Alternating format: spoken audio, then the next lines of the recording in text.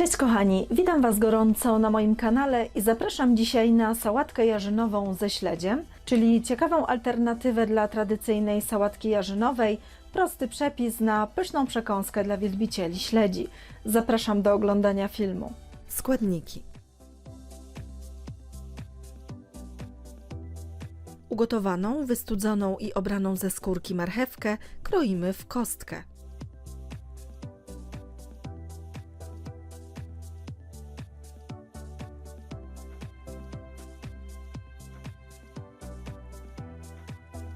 W kostkę kroimy również ugotowaną pietruszkę oraz seler.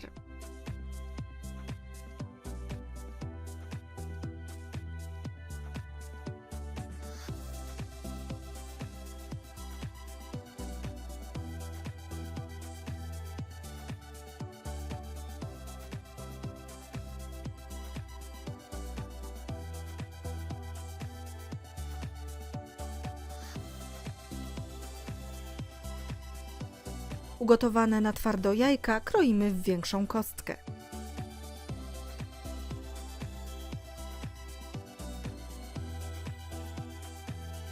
Pokrojone warzywa oraz jajka wrzucamy do dużej miski. Ogórki kiszone kroimy w małą kostkę.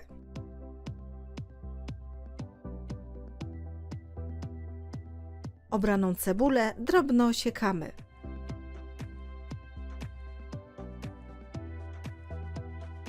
Odsączone z oleju śledzie kroimy w niezbyt małą kostkę lub w dzwonka. Pokrojone składniki łączymy z zawartością miski.